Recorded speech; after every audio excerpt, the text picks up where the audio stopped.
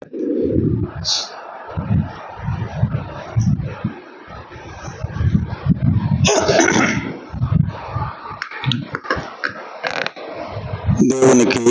స్తోత్రములు చెల్లిస్తూ ఉన్నాం. ప్రభునందు ప్రియులారా, ఈ రాత్రి మనందరం కూడా ఆయన సన్నిధిలో ఇలాగ కూడి ఆయన వాక్యమును వినేటువంటి ధన్యతను ప్రభువు మనకి దయచేశారు. ప్రభువుని స్తుతిస్తూ ఉన్నాం.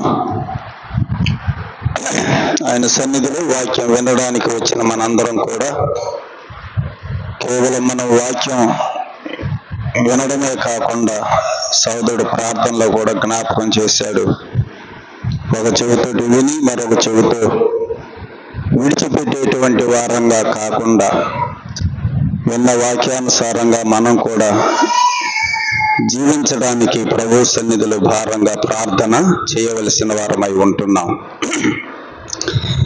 ఈ రాత్రి నిర్గమాకాండం 23వ అధ్యాయమును ప్రారంభం చేద్దాం. 23వ అధ్యాయము మొదటి 5 వచనాలు నేను చదువుతున్నాను. లేని వార్తను పుట్టింపకూడదు, అన్యాయపు సాక్ష్యమును పలుకుటకై దుష్టునితో నీవు కలియకూడదు, దుష్కార్యము జరిగించుటకై సమూహమును వెంబడింపవద్దు, న్యాయమును త్రిపివేయుటకు సమూహముతో చేరి వ్యాజ్యములో సాక్ష్యము పలకకూడదు. వ్యాజ్యమాడు వాడు భేదవాడైనను వాని ఎడల పక్షపాతముగా ఉండకూడదు. నీ శత్రువుని యుద్ధైనను గాడిద అయినను తప్పిపోవచ్చు ఉండగా అది నీకు కనపడిన ఎడల అగత్యముగా దానిని తోలుకొని వచ్చి వానికి అప్పగింపవలెను. నీవు నీ పగవాని గాడిద బరువు క్రింద పడి ఉండుట చూచి దాని నుండి తప్పింపక ఉండును అని నీవు అనుకున్నను అగత్యముగా వానితో కలిసి దానిని విడిపింపవలెను. చదవబడిన ఈ వచనాలను దేవుడు దీవించి ఈ రాత్రి మనతో మాట్లాడును గాక.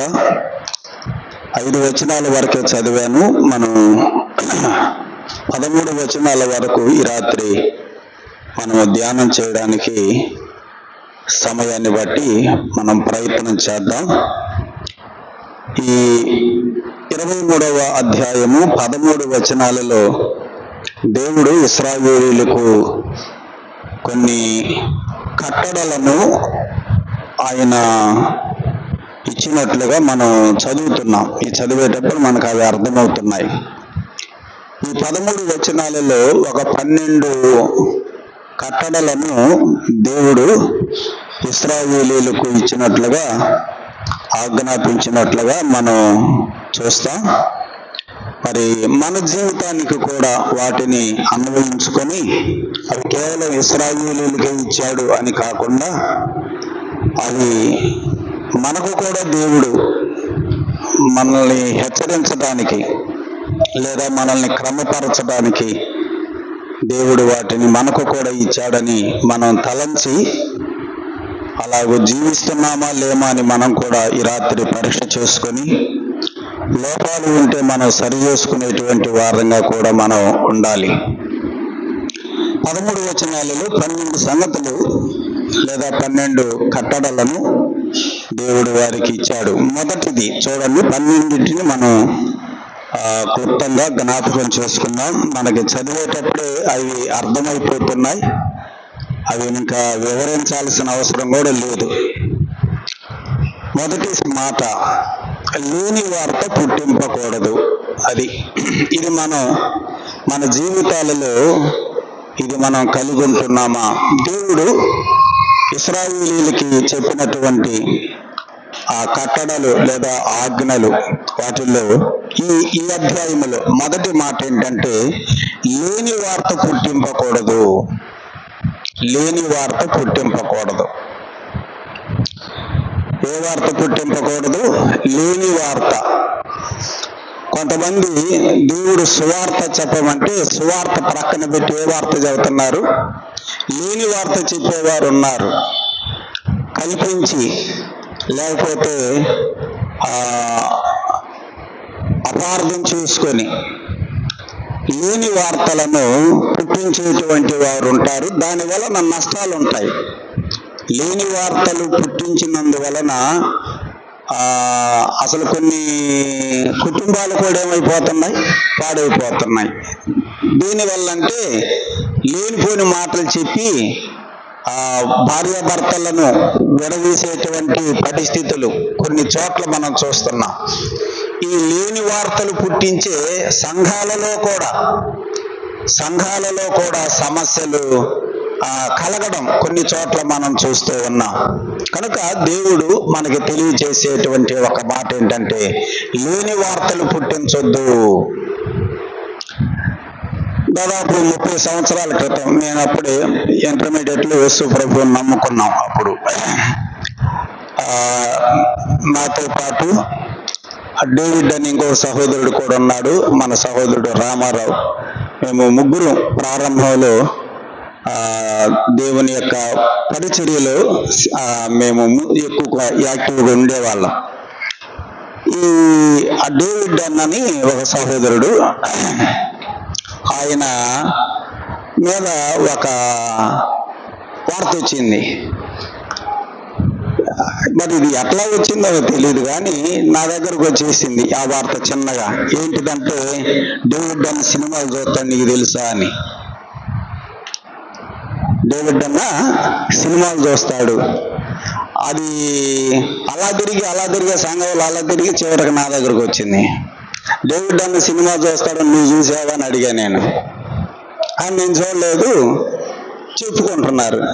అంటే నువ్వు కూడా సినిమా హాల్లో పోయి ఆయన సీట్లో కూర్చొని సినిమా చూస్తుంటే నువ్వు చూస్తే అప్పుడు చెబితే అది కరెక్ట్గా ఉంటుంది, కానీ ఎవరో చెప్పారని చెప్పి నువ్వు తీసుకొచ్చి చెప్పటం ఏంటిది అని అడిగితే, కాదు నిజం, సినిమా హాల్లో చూసిన వాళ్ళే చెప్పారని అన్నాడు. సరే నేను చెప్పి నేను వెళ్ళి, అన్న డేవిడ్ అన్న ఇట్లా అంటున్నారు ఏంది అసలు విషయం అని అంటే, ఎప్పుడు జరిగింది ఇది అని అన్నాడు. అది జరిగి వారం క్రితమేనంట. వారం రోజులే నీ సినిమాలు చూస్తున్నాడని అది చెప్పారు. అప్పుడు ఆ అన్న ఏమన్నాడంటే నాతోటి, నాకు వాళ్ళది మల్లవరపాడు, నాకు ఒక అతను డబ్బులు ఇవ్వాలి, ఆ డబ్బులు ఇస్తానన్న ఆయన సినిమాకి పోయేవాడు. బాలకృష్ణ హాల్, నెల్లూరు బస్ స్టాండ్లో బాలకృష్ణ హాల్ ఉంది కదా, ఆయన ఆల్రెడీ టికెట్ తీసుకుని సినిమా హాల్లో కూర్చున్నాడు. సినిమా హాల్లో కూర్చుంటే ఒక వ్యక్తితోటి నాకు వార్త పంపించాడు, నేను సినిమా హాల్లో ఉంటాను, డబ్బులు ఇస్తాను రమ్మను అని. ఈయన డబ్బులు తీసుకోవడానికి ఎక్కడికి వెళ్ళాడు, సినిమా హాల్లో పోయాడు. సినిమా హాల్లో పోయి ఆయన పిలిపించాడు. ఈయన సినిమా హాల్లో పోయి డబ్బులు తీసుకోవడానికి ఆయన పోతే సైకిల్ మీద పోయేవాడు చూశాడు. సైకిల్ మీద పోయేవాడు చూసినప్పుడు అక్కడే నిలబడి, ఏందన్న ఇక్కడ ఉన్నామని అడగొచ్చుగా. ఆయన అడగకుండా చూసాడు, పోయి ఏం చెప్పాడు, ఈయన Tom Tom Tom Tom David అన్న సినిమాలు చూస్తున్నాడు, డేవిడ్ అన్న సినిమాలు చూస్తున్నాడు. ఇదే వార్త ఇది. ఈ లేని వార్తలు అంటే ఇట్లాంటివి పుట్టించేదను, కాపురాలు తీసే మాటలంటే ఇవే, కుటుంబాలను పాడు చేసే మాటలంటే ఇవే, సహోదరులకి మధ్య సమస్యలను తెచ్చిపెట్టేటువంటి మాటలు ఇవే. అందుకనే దేవుని వాక్యంలో మనం చదువుతున్నాం, లేని వార్తను పుట్టింపకూడదు. మాకు ప్రైమరీ స్కూల్లో తెలుగులో ఒక లెసన్ కూడా ఉంది, పరుగు అని ఒక లెసన్ ఉంది. పరుగు అని లెసన్ అంటే, కొబ్బరి చెట్టు కింద కుందేలు పడుకొని నిద్రపోతుంటే కొబ్బరికాయ దబ్బున పడింది. ఏ క్లాసులో ఉంది? దబ్బును పడేటప్పటికి కుందేలు లేచి పరిగెత్తుతుంటే ఒక జంతువు ఎదురొచ్చింది. ఒక జంతువు వచ్చి, ఏంటి పరిగెత్తున్నావు, ఆకాశం పడిపోయింది. ఇక ఈ జంతువు ఆ కుందేలతో కూడా కలిసి ఆ రెండు పరిగెత్తుతూ ఉంటే ఏనుగు ఎదురొచ్చింది. ఏంది మీరిద్దరు పరిగెత్తుతున్నారు, ఆకాశం పడిపోయింది. ఇక ఆ విధంగా ఇప్పుడు ఈ మూడు కలిసి పరిగెత్తుతుంటే సింహం ఒకటి ఎదురొచ్చింది. ఏంటి మీరు ముగ్గురు పరిగెత్తుతున్నారంటే ఆకాశం పడిపోయింది. ఆకాశం పడేది పదండి, అసలు ఎక్కడ పడిందో చూద్దామని అది ఈ మూడు జంతువులు ఎమ్మడి పెట్టుకొని ఎక్కడ నీకు శబ్దం వచ్చింది పద చూద్దామని చెప్పి నీరు కాడకపోతే ఏం కనపడింది వాళ్ళకి? కొబ్బరికాయ కనపడింది. ఏ వార్తలు ఇవి?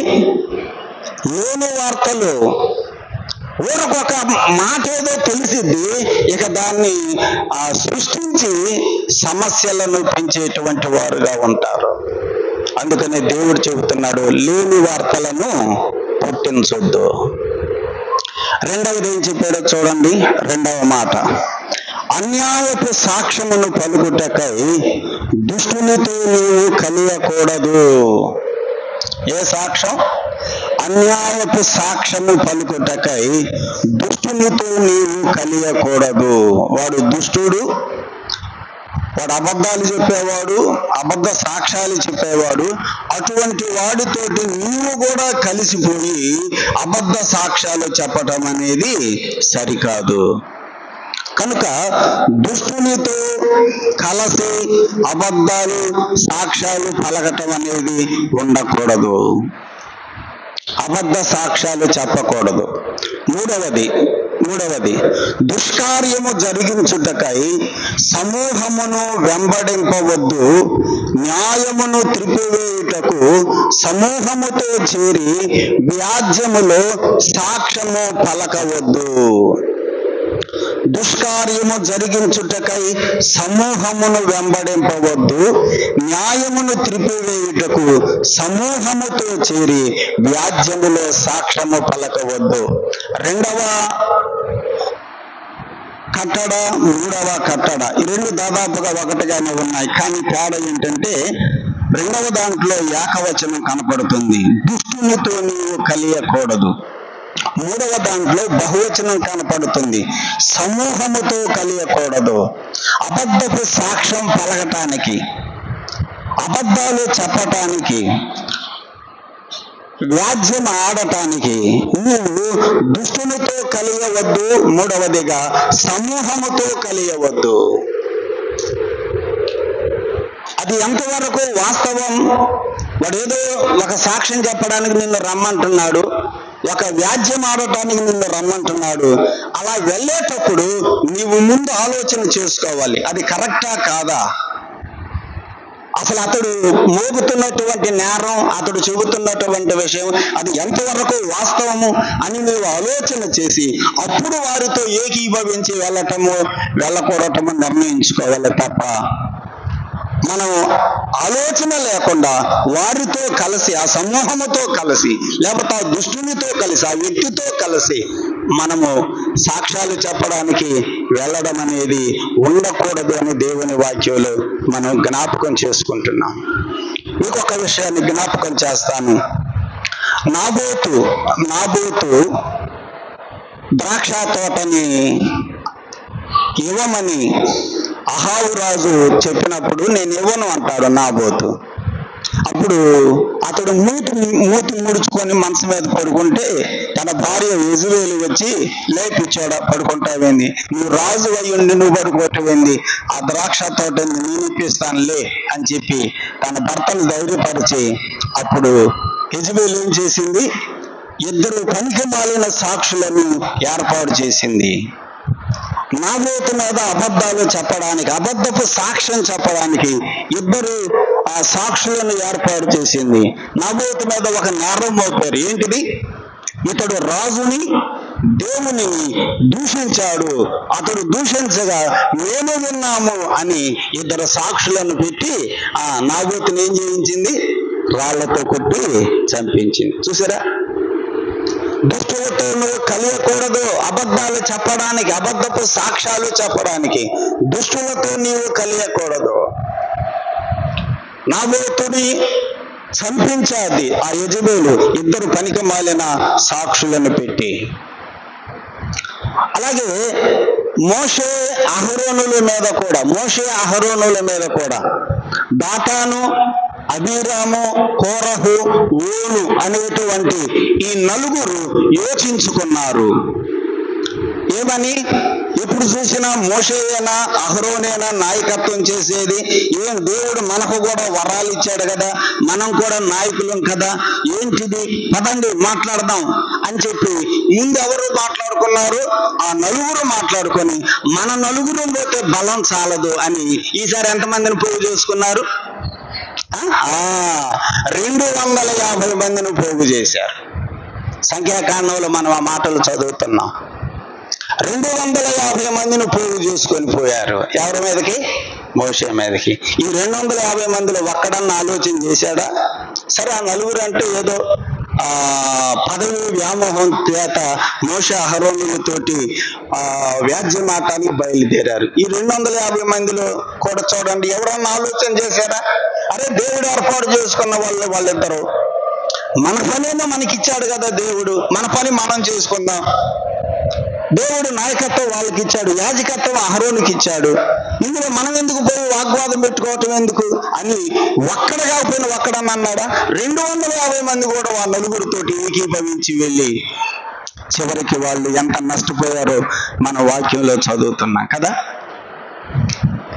సహోదరులారా, సహోదరులారా, అబద్ధపు సాక్ష్యాలు చెప్పడానికి, అబద్ధంగా నేరాలు మోపి వ్యాజ్యమాడటానికి సమూహముతో నీవు కలియకూడదు. యేసు ప్రభు మీద కూడా సాక్ష్యాలు, అబద్ధపు సాక్ష్యాలు చెప్పారు కదా.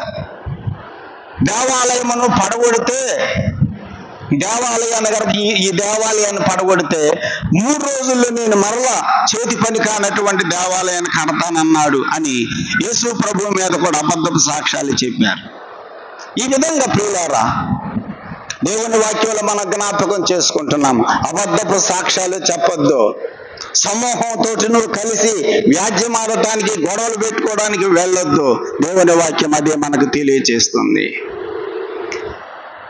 సామెతల గ్రంథం 1వ అధ్యాయం, సామెతల గ్రంథం 1వ అధ్యాయం 10వ వచనములో ఒక మాట చదువుదాం. చూడండి, 10 నుండి 15 వరకు 5 వచనాలు ఇదే సత్యం మనకు అక్కడ జ్ఞాపకం చేయబడుతుంది.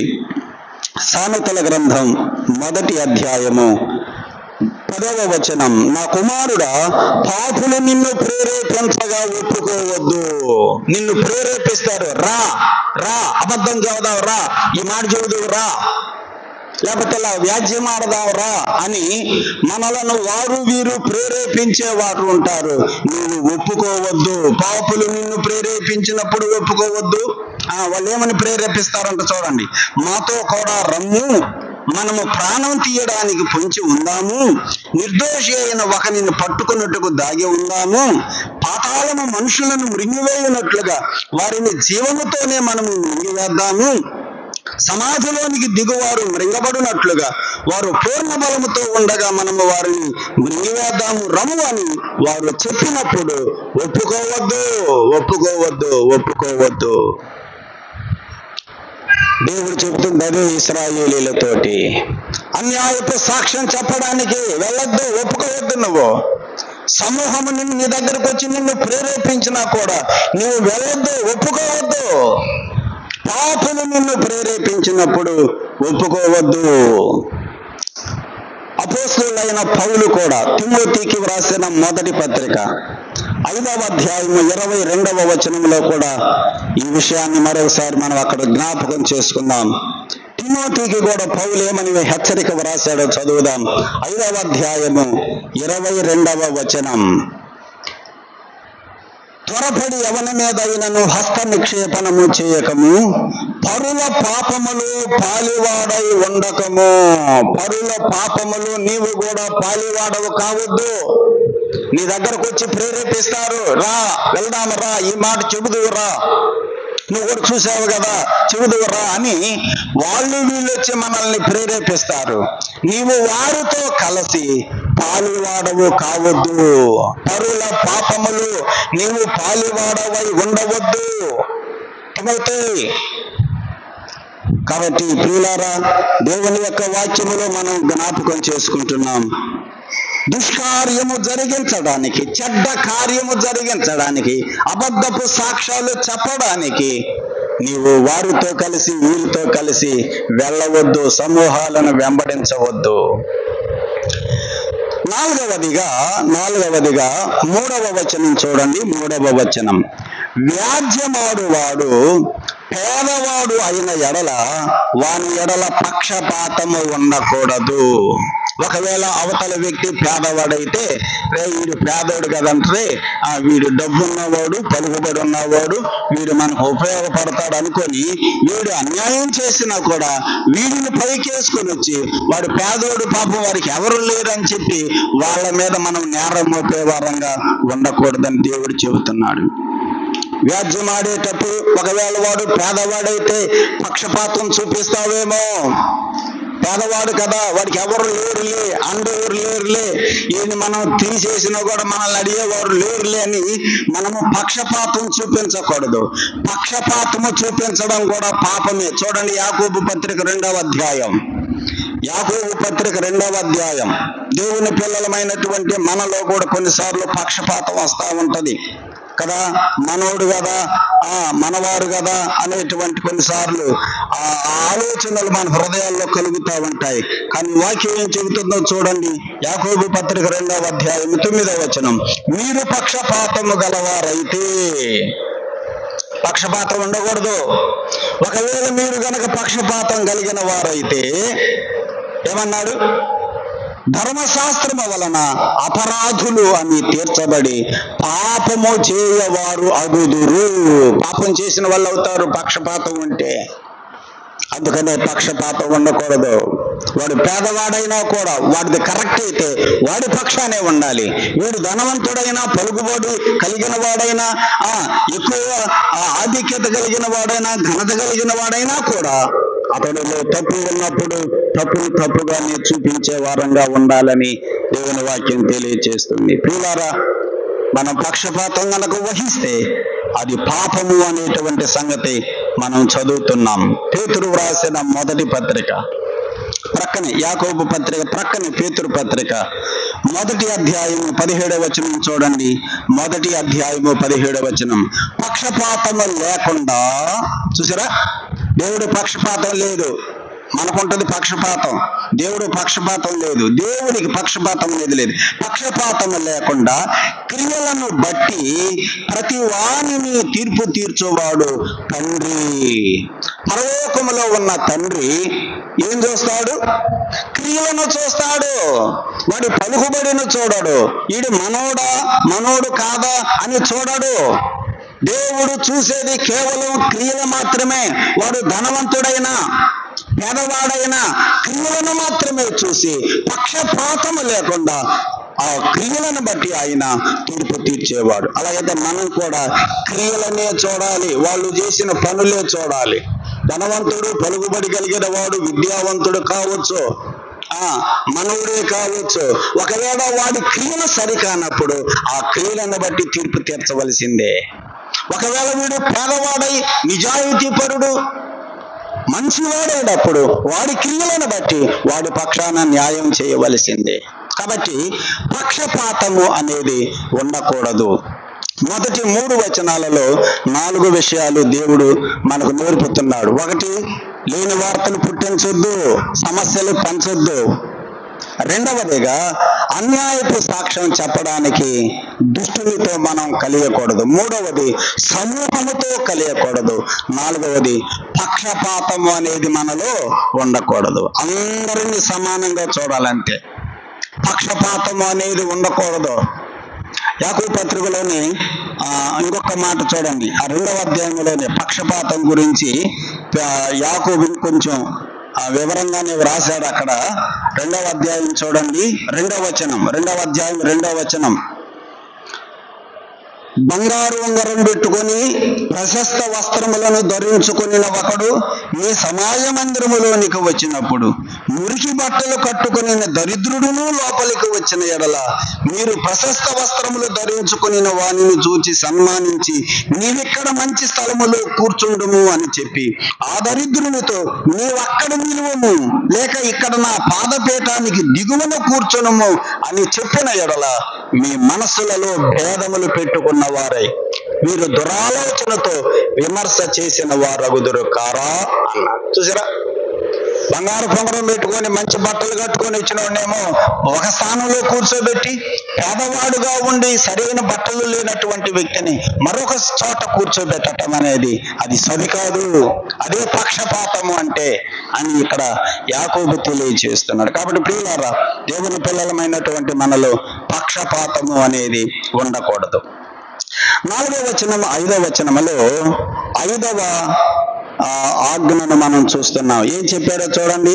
నీ శత్రువుని యుద్ధయనను గాడిదయైనను తప్పిపోవచ్చుండగా అది నీకు కనబడిన ఎడల అగత్యముగా దానిని తోలుకొని వచ్చి వానికి అప్పగింపవలెను. ఎవరిది ఆ గాడిద?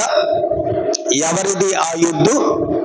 మనోడిది కాదు, అది మన బంధువుది కాదు, మన స్నేహితుడిది కాదు, అది ఎవరిది? శత్రువుది అనే మాట చదువుతున్నాం. ఒకవేళ నీ శత్రువుని ఎద్దైనా గాడిదైనా తప్పిపోతూ ఉంటే నీకు కనపడింది అనుకో, అప్పుడు మనం సంతోషపడకూడదు. ఆహా, ఈ ఎద్దు వెళ్ళిపోతుంది, టిక్క కుదిరింది అని మనం కొన్నిసార్లు సంతోషపడతాం కదా. కానీ వాక్యం ఏం చెబుతుంది? నీవు అలా ఉండకూడదు. అది నీ శత్రువుని ఎద్దయినప్పుడు, పాపం అతడు లేనప్పుడు వీరికి నష్టం అట్లాగనే జరగాలి అని మనం మనసులో ఆనందపడే వారంగా కాకుండా ఆ యుద్ధం ఏం చేయాలి? మనం తోలుకొని వచ్చి వానికి అప్పగించాలి. శత్రువైనే వాడు మనతో పలకడు కదా, మనతో మాట్లాడడు కదా. అవును, అయినా కూడా నువ్వు నా బిడ్డవి, నీలో అలాంటి ఆలోచనలు రాకూడదు. తీసుకుని వెళ్ళి అగత్యముగా దానిని వానికి అప్పగించవలెను. 5వ వచనంలో చెప్పాడు, నీవు నీ పగవాని గాడిద ఎవరిది? మన పగవాడు, మన శత్రువు బరువు క్రింద పడిపోయింది. వీడు చస్తే బాగుండు, తొందరగా చస్తే బాగుండు, వాడికి ఆ నష్టం జరగాలని మనం మనసులో ఆనందపడకూడదు. నీ పగవాని గాడిద బరువు క్రింద పడి ఉండటం చూస్తే దాని నుండి తప్పింపక ఉండును అని నీవు అనుకునినను.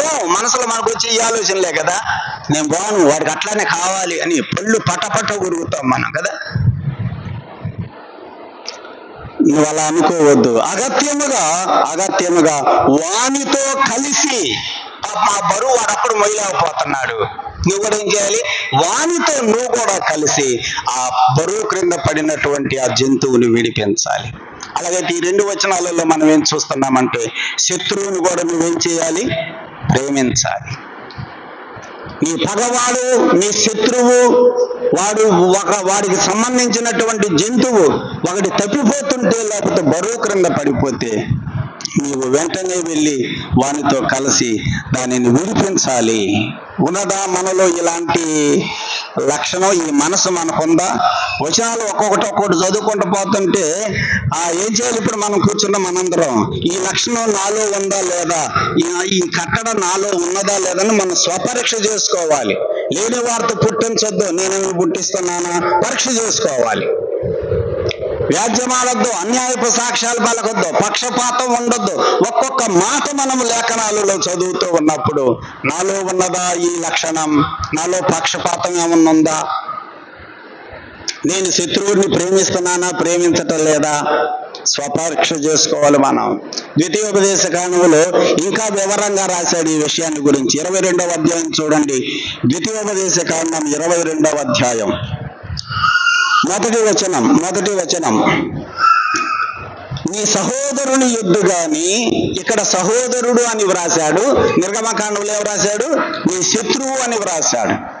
మొదట నీ సహోదరుడే, తర్వాత ఏమైపోతాడు? కొంతకాలానికి సంవత్సరం బాగానే ఉంటాడు, 2 సంవత్సరాలు బాగానే ఉంటాడు, 3వ సంవత్సరంలో అప్పుడేమైపోతాడు? మనకి శత్రువులు అయిపోతూ ఉంటారు. ఇట్లాంటి పరిస్థితులు వస్తామంటే కొన్నిసార్లు కదా.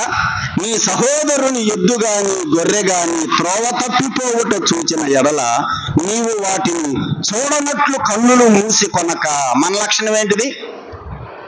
చూస్తే ఏమొచ్చిందో అని చూడనట్టుగా వెళ్ళిపోతావంటాం. అదే మన లక్షణం తెలిసే దేవుడు ఇక్కడ వ్రాయించి పెట్టాడు. ఏమన్నాడు? నీవు వాటిని చూడనట్లు కన్నులు మూసుకుంటావేమో, అగత్యముగా వాటిని నీ సహోదరుని యొద్దకు మళ్లించాలి అని చెప్పాడు. 2వ వచనం, నీ సహోదరుడు నీ దగ్గర లేకపోయిన ఎడల, నీవు అతనిని ఎరగకపోయిన ఎడల దానిని నీ ఇంటికి తోలుకొని పోవలెను. ఒకవేళ సహోదరుడు లేడనుకో, ఏం చేయాలి?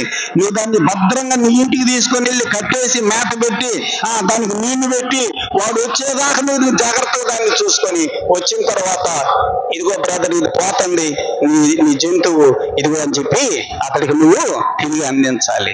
ఉందా ఈ మంచి మనసు మనకి? ఉందా ఈ మనసు మనకి? అది తెప్పించుకొని పోతున్నా కూడా చూడనట్టుగా మనకుండి వాడు చెత్తుకుంటా ఉంటాడు, నా జంతువు లేదు, నా జంతువు లేదు, నా యుద్ధ కనపట్లేదు. అయ్యో ఏమన్నా తెలియదే, నువ్వు చూసి కూడా చూడు, చూసి కూడా చూడనట్టుగా ఉండి ఇప్పుడేమంటావు? మళ్ళీ నాకు తెలియదే అని అంటావు. దేవుని వాక్యం అది ఒప్పుకోదు. దానిని అగత్యముగా నీవు నీ ఇంటికి తోలుకొని పోయి దానిని తిరిగి అతనికి నీవు అప్పగించాలి. 3వ వచనం, అతని గాడిదను గూర్చి వస్త్రమును గూర్చి నీవు అలాగే చేయవలెను.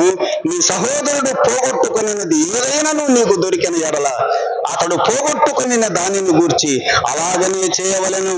నీవు దానిని చూచి చూడనట్టుగా ఉండకూడదు. మళ్ళీ చెప్పాడు ఆ మాట, చూసి చూడనట్టుగా ఉండకూడదు. 4వ వచనం, నీ సహోదరుని గాడిద గాని ఎద్దు గాని త్రోవలో పడి ఉండుట నీవు చూచిన ఎడల వాటిని చూడనట్లు కన్నులు మూసి కొనక వాటిని లేవనెత్తటానికి అగత్యముగా సహాయము చేయవలెను. కనుక ప్రియ సోదరుడా సోదరి, ఉందా మనకి మనసు? మన పగవాడు, మనకు శత్రువు, మనం ఉంటే పడదు, మనల్ని ద్వేషిస్తాడు, మనం ఉంటే అసలు కొంచెం కూడా గిట్టదు, అటువంటి వారికి సంబంధించినది నష్టపోతూ ఉన్నప్పుడు అయ్యో పాపం అని మనం ఆ మంచి మనసు కలిగి ఆ పాడైపోతున్న దాని విషయంలో మనం మంచిగా ప్రవర్తించగలుగుతున్నామా? అలా ప్రవర్తించడమే మనము వాడి మీద పగ తీర్చుకోవడము అంటాడు. రోమాపత్రిక 12వ అధ్యాయం చూడండి. పౌలు రోమాపత్రిక 12వ అధ్యాయంలో ఈ విషయాన్ని అక్కడ వ్రాశాడు. నీ శత్రువు ఆకలి కొని ఉంటే, ఆకలి మీద ఉంటే చావరా చావరా అని చెప్పి అనకూడదు. ఏమన్నాడు? ఆకలి కొని ఉంటే 12వ అధ్యాయము 20వ వచనం, నీ శత్రువు ఆకలి కొని ఉంటే అతనికి భోజనము పెట్టు, దప్పిక కొని ఉంటే దాహమివ్వు. అలాగూ చేయుట వలన అతని తల మీద నిప్పులు కుప్పగా పోయుదువు అన్నాడు. అది అతని తల మీద నిప్పులు కుప్పగా పోసినట్టు అనమాట. నువ్వు అసలుకి అతనికి సహాయం చేస్తే అదే అసలు మనం అతన్ని శిక్షించడం అంటే. కనుక సహోదరుడా సహోదరి, శత్రువును కూడా ప్రేమించి అతనికి మేలు చేసేటువంటి మనస్సు, అతనికి ఆ సహాయం చేసేటువంటి మనస్సు నీలో నాలో ఉన్నదా? పరీక్ష చేసుకుందాం. అందుకనే నెక్స్ట్ 21లో రాశాడు, కీడు వలన కాదు మనం జయించవలసింది, మేలు చేసి కీడును జయించాలి. అది కీడు చేసి కాదు నువ్వు వాడిని జయించవలసింది, నువ్వు మేలు చేసి అతనిని జయించాలి అని వ్రాశాడు. సామెతల గ్రంథం 25వ అధ్యాయం, సామెతల గ్రంథం 25వ అధ్యాయము 21వ వచనం. సామెతల గ్రంథం 25వ అధ్యాయము 21వ వచనం, నీ పగవాడు ఆకలి కొనిన ఎడల వానికి భోజనము పెట్టుము, దప్పిక కొనిన ఎడల వానికి దాహమిమ్ము, అట్లు చేయుట చేత వాని తల మీద నిప్పులు కుప్పగా పోయుదువు, అందుకు యెహోవా నీకు ప్రతిఫలము ఇస్తాడు. ఈ రెఫరెన్స్ అన్నమాట పౌలు రోమాపత్రికలో కోట్ చేశాడు. దేవుడు నీకు ప్రతిఫలం ఇస్తాడు తప్పకుండా. కనుక ప్రియులారా, మనలో శత్రువును కూడా ప్రేమించే మనసు, శత్రువుకి సహాయం చేసే మనసు, శత్రువుకు కూడా మేలు చేసే మనసు మనకు ఉన్నదో లేదో ఈ రాత్రి మనం ఆలోచన చేసుకుందాం. ఆరవది 6వ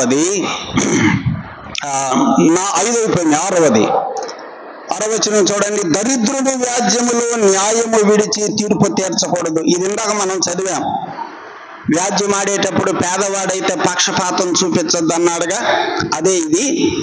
నెక్స్ట్ చూడండి 7వ వచనం, అబద్ధమునకు దూరముగా ఉండుము. మనం నిన్న ఆదివారం చేసుకున్న ప్రసంగంలో ఈ పదం కూడా వచ్చింది కదా. ఆగూరు ప్రార్థన చేశాడు. ఏమని ప్రార్థన చేశాడు ఆగూరు? నేను మర్చిపోయా, మీరు చెప్పండి. వ్యర్థమైన వాటిని, తర్వాత అబద్ధములను నాకు దూరముగా ఉంచును. మనం ఆ రోజు నిన్న చెప్పుకున్నాము ఈ విషయం. కాబట్టి ఇక్కడ కూడా అదే వచ్చింది, అబద్ధమునకు దూరముగా ఉండు. అబద్ధాలు చెప్పొద్దు, మనము సత్యమే చెప్పాలి. అబద్ధాలు చెబుతున్నామా, సత్యమే చెబుతున్నామా, మనం పరీక్ష చేసుకోవటం ఎంతైనా మంచిది. ఎన్నైంది ఇప్పటికి? ఎన్ని చెప్పుకున్నాం ఇప్పుడు మనం? లెక్క పెట్టుకోవటం లేదా? 6 చెప్పుకున్నాం కదా. 1, లేని వార్తలు పుట్టించొద్దు. 2, దుష్టునితో కలియవద్దు, అది అన్యాయపు సాక్ష్యం పలకటానికి. 3వదేమో సమూహముతో కలవద్దు. అది 3 వచ్చింది, అది అక్కడ తేడా గుర్తుపెట్టుకోండి. దుష్టునితో కలియకూడదు ఏకవచనం, సమూహముతో కలియకూడదు బహువచనం. 4వది పక్షపాతం అనేది ఉండకూడదు. 5వది శత్రువులను కూడా మనం ఏం చేయగలగాలి? ప్రేమించాలి. శత్రువుకు కూడా మనం సహాయం చేయగలగాలి. 6వది అబద్ధమునకు దూరముగా ఉండుము. అబద్ధమునకు దూరముగా ఉండుము.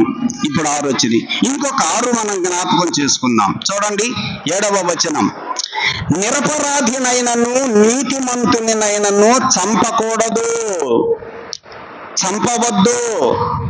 నేను దుష్టుని నిర్దోషిగా ఎంచేవాడును కాదు అంటున్నాడు దేవుడు.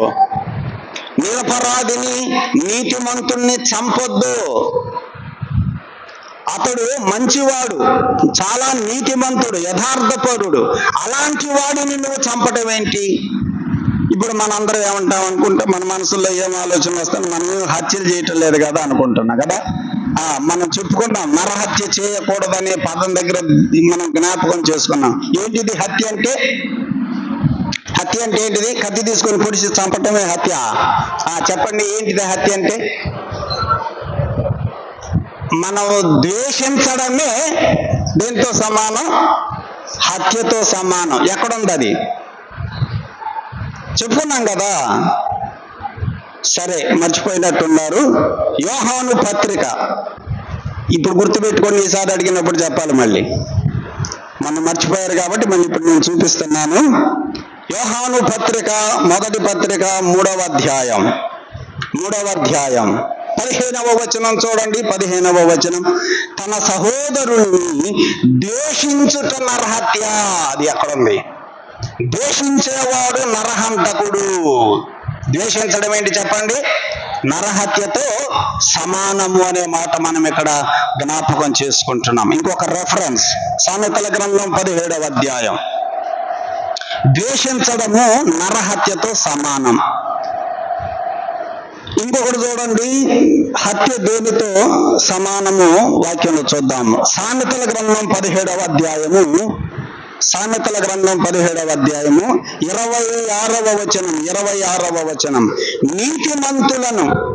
నీతిమంతులను మంచి వాళ్ళను యథార్థపరులను ఏం చేయకూడదు? దండించటం న్యాయం కాదు. దండించొద్దు, మందలించొద్దు. వాళ్ళు నీతిమంతులు, యథార్థపరులు, మంచి వాళ్ళు. అట్లాంటి నువ్వెందుకు దబాయిస్తున్నావు?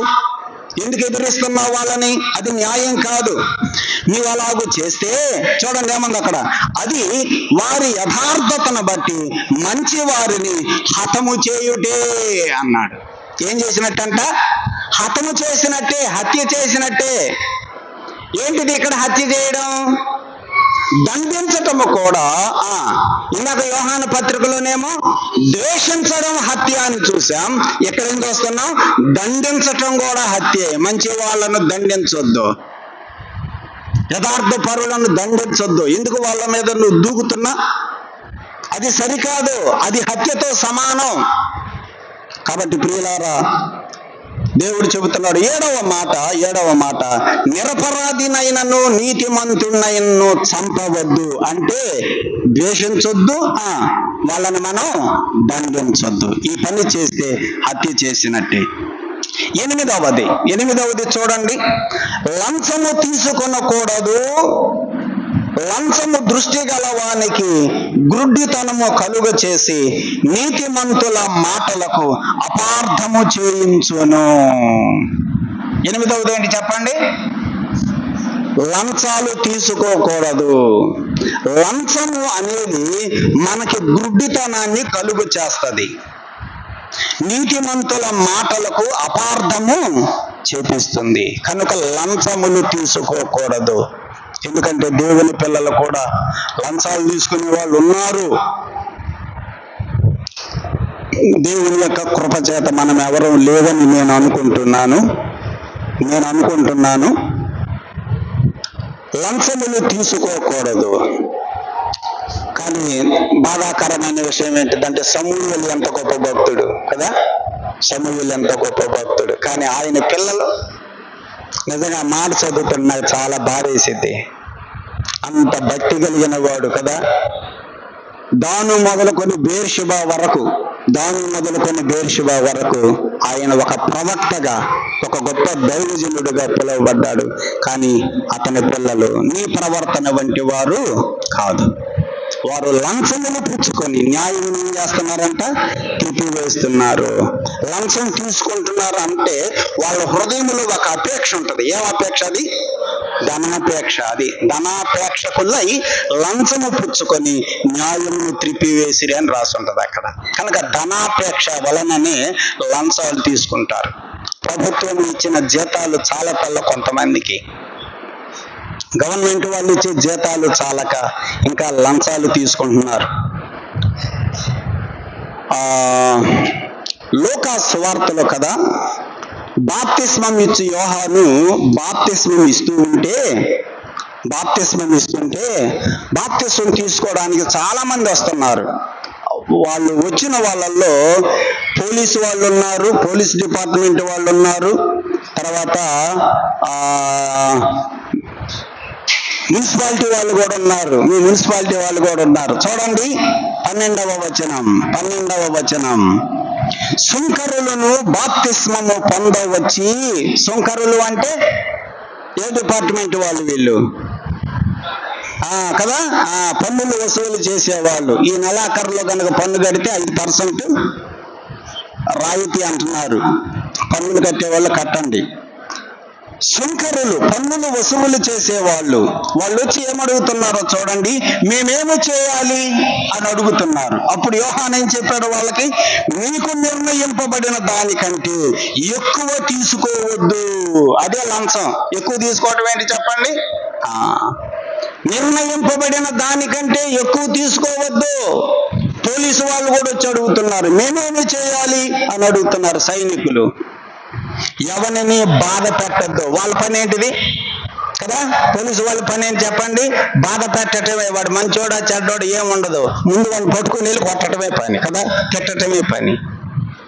ఎవరిని మీరు బాధ పెట్టవద్దు, ఎవరి మీద కూడా అపనిందలు వేయవద్దు. మీ జీతములతో తృప్తి పొంది ఉండండి. కొంతమందికి తృప్తి లేదు, జీతాలతో తృప్తి ఉండదు. దేనితో తృప్తి పడతారు వాళ్ళు? వాళ్ళు ఇచ్చే 1000 రూపాయలతో తృప్తి ఉంటుంది. జీతములతో తృప్తి పొంది ఉండండి. మీకు వచ్చే జీతముతోటి తృప్తి చెందాలి తప్ప లంచాలు తీసుకున్న లంచాలతో తృప్తి చెందొద్దు. కనుక సహోదరుడా, సహోదరి, దేవుని యొక్క వాక్యములో మనం జ్ఞాపకం చేసుకుంటున్నాం. దేవుడు చెబుతున్నాడు లంచములు తీసుకోకూడదు. ఉన్నదానితోటి మనము తృప్తి చెందే వారంగా ఉండాలి. లంచం తీసుకునే వాళ్ళు గురించి 2 రెఫరెన్సులు చూద్దాం. ప్రసంగి గ్రంథం 7వ అధ్యాయము 7వ వచనం.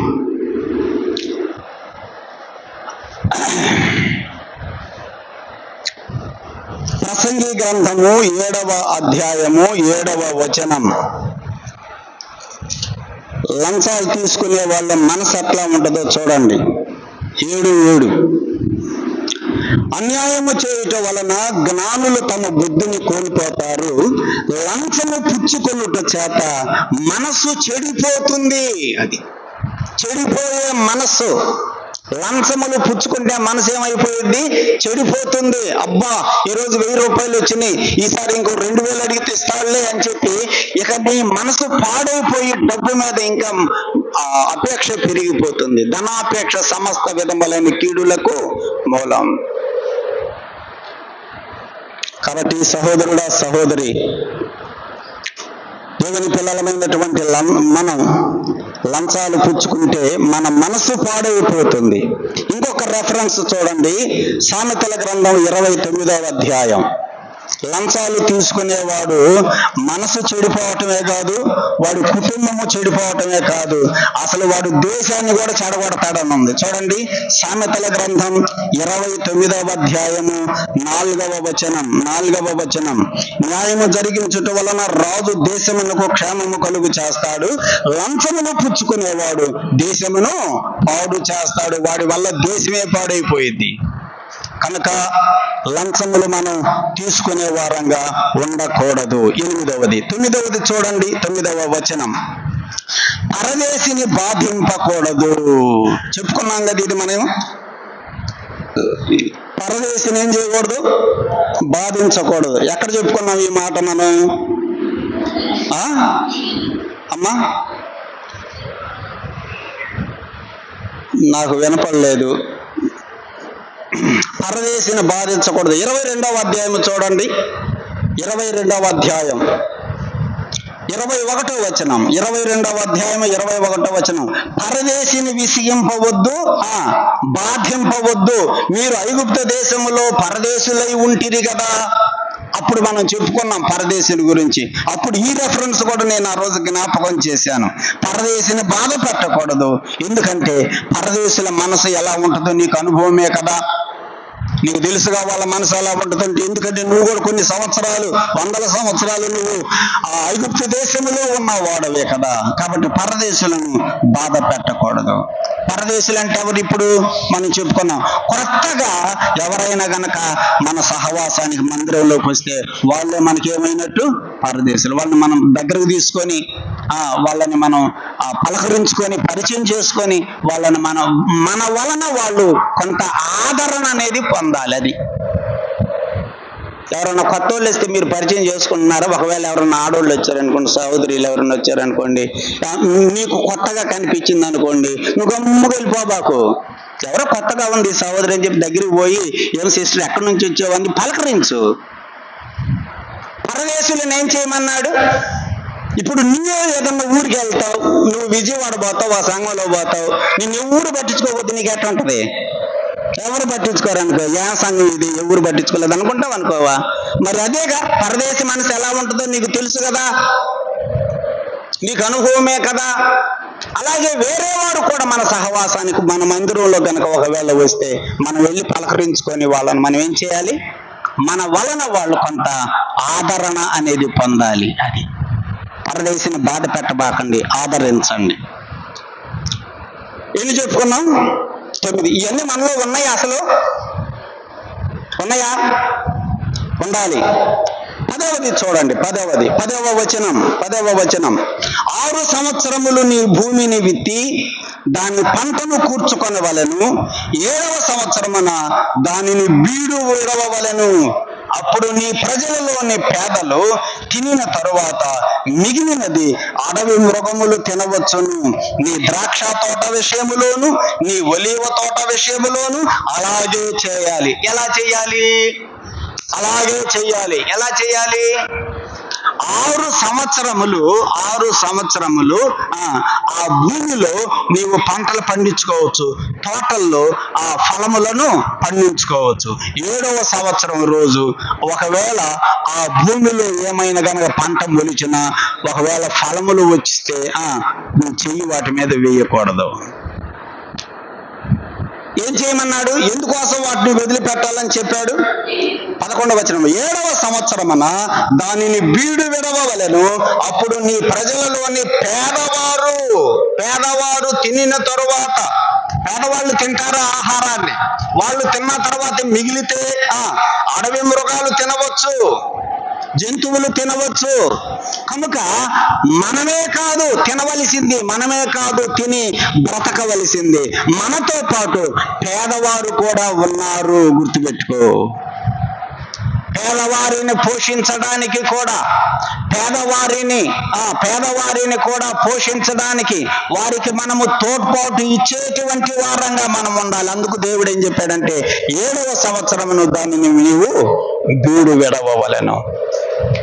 ఒకవేళ నీ మనసులో ఇలా అనుకోవచ్చు, ఏమని, 7వ సంవత్సరం నేను వదిలిపెడితే నాకెట్ట తినటానికి, అంటే ఈ సంవత్సరం అంతా నేను పస్తుండాలనా అని అనుకుంటావా?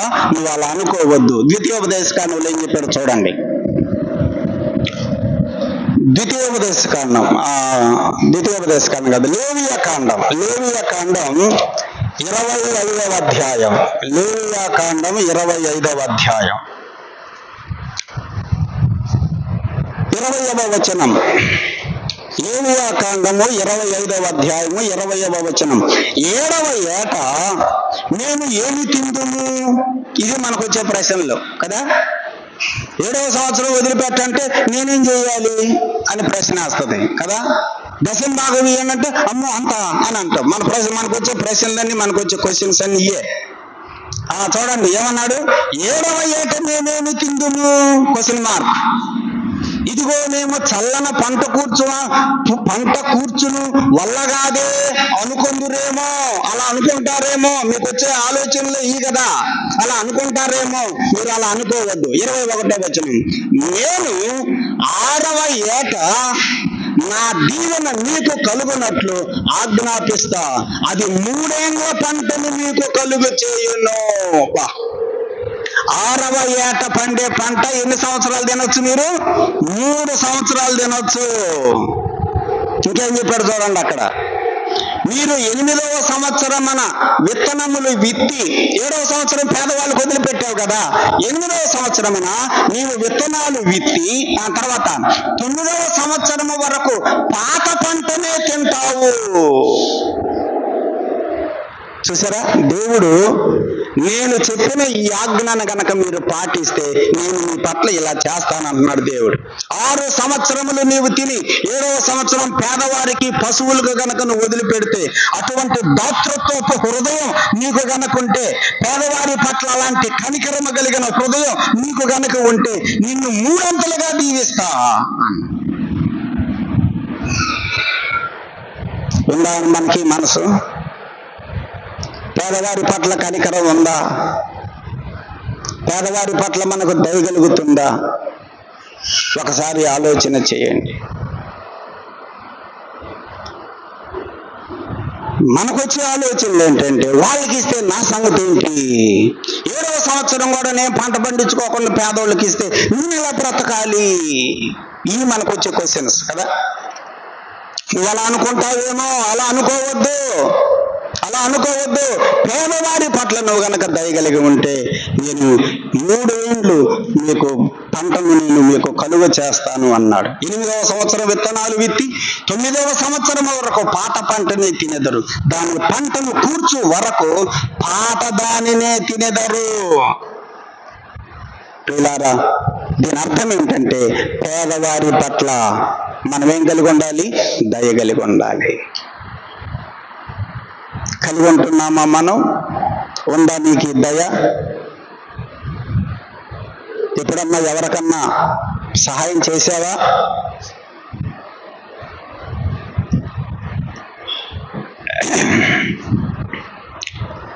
తర్వాత 10వది 6 సంవత్సరములు నీవు భూఫలములను, భూమి పంటను తినవచ్చు. 7వ సంవత్సరము దానిని విడిచిపెట్టాలి. ఎందుకు విడిచిపెట్టమన్నాడు? కారణం ఏంటి చెప్పండి? అది పేదవారు తింటారు. అది 11వ చూడండి. 6 దినములు నీవు పనులు చేసి నీ ఎద్దును, నీ గాడిదయు, నీ దాసి కుమారుడును పరదేశి విశ్రమించినట్లు 7వ దినమున ఊరక ఉండవలెను. ఇదే విశ్రాంతి దినం అన్నమాట. 7వ రోజు ఏం చేయమన్నాడు? వాళ్ళని విశ్రాంతి తీసుకోమని చెప్పాడు. ఈ విశ్రాంతి దినముల గురించి మనం గతంలో కూడా జ్ఞాపకం చేసుకున్నాం. ఇశ్రాయేలీయులకు ఇచ్చిన 10 ఆజ్ఞలలో కదా ఒక ఆజ్ఞ ఏంటిది? విశ్రాంతి దినమును మీరు ఆచరించాలి. అది ఇశ్రాయేలీయులకు ఇచ్చాడు. క్రొత్త నిబంధనలో మనకేమి ఇచ్చాడు? ఏ దినం ఇచ్చాడు? మనకేమి ఇచ్చాడు చెప్పండి? ఆదివారము మనకు విశ్రాంతి దినం. అది ఆదివారం యేసు ప్రభు చనిపోయి శుక్రవారం చనిపోయాడు, ఆదివారమున తిరిగి లేచాడు, ఆదివారమున పునరుద్ధానుడయ్యాడు. పరిశుద్ధాత్మ కూడా భూమి మీదకి ఏ రోజు వచ్చాడు? ఆదివారమే వచ్చాడు.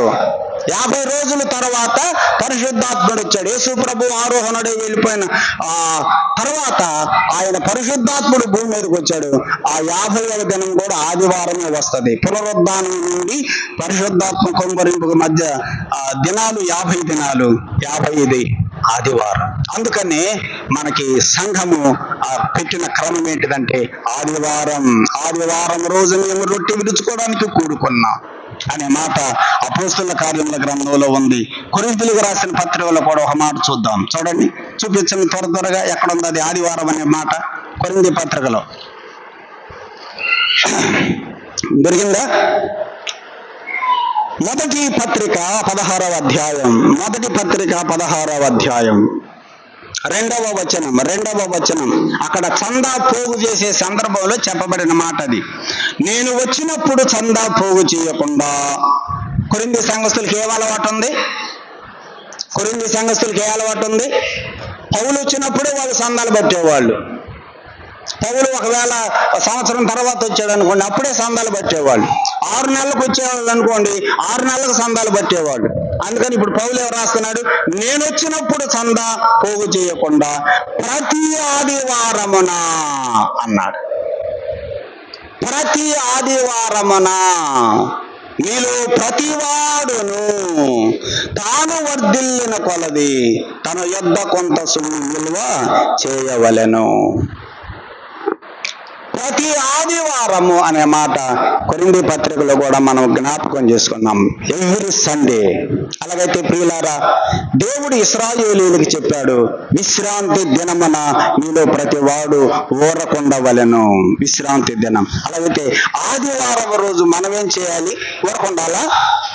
కొత్త నిబంధనలో మనకు ప్రభు చెప్పింది ఏంటంటే, నన్ను జ్ఞాపకము చేసుకున్నట్టుకై దేవుని చెయ్యండి అని చెప్పాడు. ఊరకొండమని చెప్పాల. మనకేం చెప్పాడు?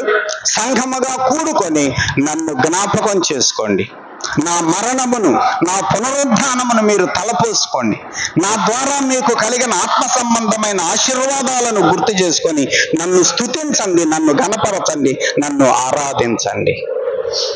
ఆదివారమున పోగొట్టుకోకూడదు. మనం ఆదివారమున పనులు పెట్టుకోకూడదు. అది దేవుడి దృష్టిలో పాపమవుతుంది. ప్రియులారా, గుర్తుపెట్టుకోండి, ఆదివారమున మనం చాలా నిర్లక్ష్యం చేస్తారు కొంతమంది. ఆదివారము వస్తుంది అంటే శనివారం నుంచి నువ్వు ఆ తృష్ణ కొని ఉండాలి. నా ప్రభు దగ్గరికి నేను రేపు ఆదివారం వెళ్ళి ప్రభువు నేను ఆరాధించాలి అనేటువంటి ఆ తృష్ణ మనలో కలగాలి. అంతేగాని ఆదివారం ఏం పని పెట్టుకున్నామా, ఈ రోజు పోతున్నాం కదా, ఈ రోజు బాగపోతే సంఖ్యాకాండంలో ఒక మాట చదువుదాం. సంఖ్యాకాండం చూడండి.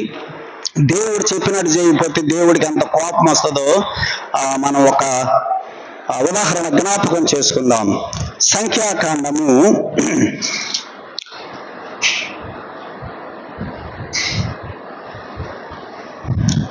15వ అధ్యాయం. సంఖ్యాకాండము 15వ అధ్యాయం. ఇశ్రాయేలీయులు అరణ్యములో ఉన్నప్పుడు ఒకడు విశ్రాంతి దినమున కట్టెలు ఏరుట చూచిరి. వాడు కట్టెలు ఇప్పుడు ఏరుతున్నాడు? విశ్రాంతి దినం రోజు పోయి కట్టెలు ఏరుతున్నాడు. దేవుడు ఏం చెప్పాడు? విశ్రాంతి దినమున మీరు ఏ పని పెట్టుకోకూడదు కదా, పొయ్యి కూడా పుండించకూడదు అని చెప్పాడు. విశ్రాంతి దినమున మీరు ఊరకుండా ఇంటి దగ్గరే ఉండాలి, రెస్ట్ తీసుకోవాలని చెప్పాడు. కానీ వీడేం చేశాడు? కట్టెలు ఏరుట చూచిరి. వాడు కట్టెలు ఏరుట చూచిన వారు మోషే యొద్దకు అహరోను యొద్దకు సర్వ సమాజ యొద్దకు వారిని తీసుకొని వచ్చిరి. ఏం చేయమంటావు? వీడు కట్టెలేరుతున్నాడు విశ్రాంతి దినం రోజు, పానీలేరా వదిలిపెట్టండి రావండి, కట్టెలేరుకుంటూ ఏరుకున్నాడు, అది పెద్ద పాపమేం కాదులే అన్నాడా మోషే? చూడండి, మనమైతే చిన్న సరేలే ఈ ఒక్క వారం వేలే ఏముందిలే అని మనం తేలిగ్గా తీసుకుంటాం. సరేలేరా కట్టెలేరుకుంటే వాడు ఏమైనా వ్యభిచారం ఏమైనా చేశాడా, హత్యలు ఏమైనా చేశాడా, వదిలిపెట్టండి అమల మోషే, వాడిని కావల్లో పెట్టండి, దేవుణ్ణి అడుగుదాం ఏం చెబుతాడు చూద్దాం అని వాడిని కావలిలో ఉంచిరి. 35వ వచనం. తర్వాత యెహోవా ఆ మనుషుడు మరణ శిక్ష నొందవలెను. దేవుడికి అంత కోపం ఆయన చెప్పింది కనుక చేయకపోతే. అది వాడు మరణశిక్ష నందవలెను. సర్వ సమాజము పాలెము వెలుపల రాళ్లతో వానిని కొట్టి చంపవలెను అని మోషేతో చెప్పాను. కాబట్టి యెహోవా మోషేకు ఆజ్ఞాపించినట్లు సర్వ సమాజము పాలెము వెలుపలకు వానిని తీసుకుని పోయి రాళ్లతో వానిని ఏం చేశాడు? ఎందుకు సాగుగొట్టారు? వాడు చేసిన పని ఏంటిది? విశ్రాంతి దినమును మీరాడు. అది కట్లారటం పాపమేం కాదు, కానీ దేవుని ఆజ్ఞను వాడు మీరాడు. అలాగైతే ప్రియులారా, మనం కూడా దేవుడు ఇచ్చిన ఆజ్ఞలను మనం మీరే వారంగా ఉండకూడదు. దేవుడు మనకు ఆదివారం ఇచ్చాడు, దానిని పరిశుద్ధంగా పవిత్రంగా మనం ఆచరించబద్ధులమై ఉన్నాం. అంతే, మన సొంత పనులు పెట్టుకోకూడదు. ఆదివారం రోజు సొంత పనులు పెట్టుకుంటే అది పాపమే, అది తప్పే దేవుడి దృష్టిలో.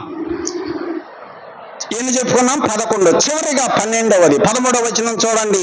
వేరొక దేవుని పేరు మీరు ఉచ్చరింపకూడదు, అది నీ నోట నుండి రానియకూడదు. 12వ మాట ఏం చెప్పాడంటే, వేరొక దేవుని పేరు నీ నోట్లో నుంచి అసలు బయటికే రాకూడదు, పొరపాటును కూడా రాకూడదు.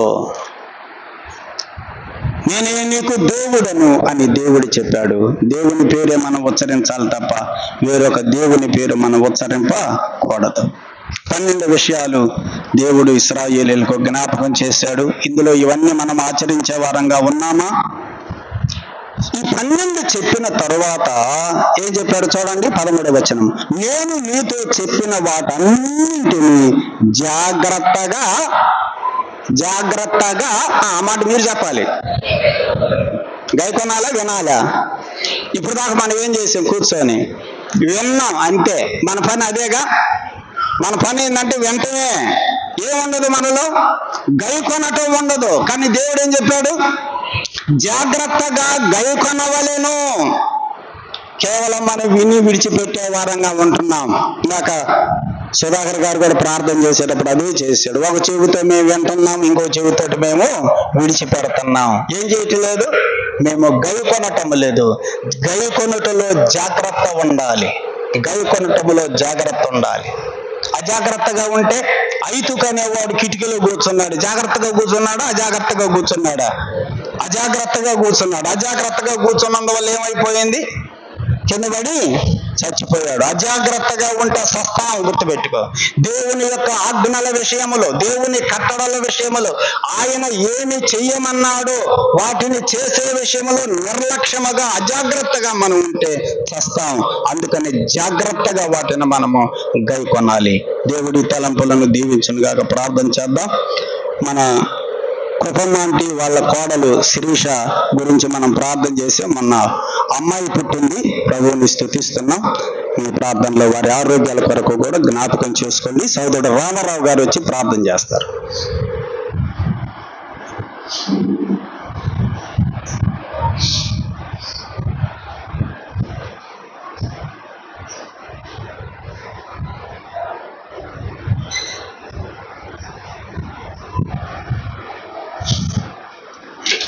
ప్రార్థన చేసుకున్నాం.